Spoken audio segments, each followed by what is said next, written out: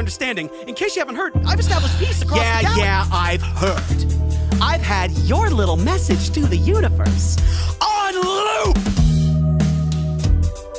I just love that part, where Pink Diamond spends the rest of her days on this nowhere planet with a bunch of nobodies.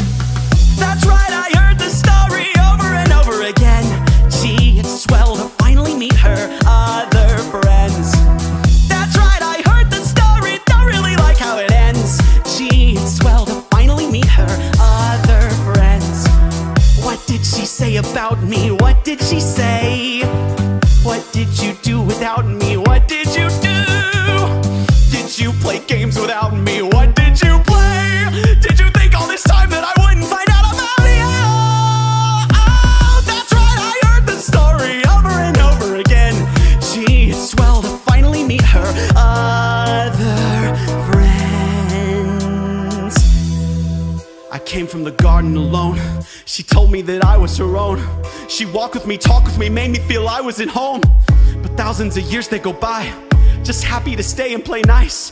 Allegiance to her I had sworn, but this time it had turned to a rose full of thorns. Who am I? Who am I?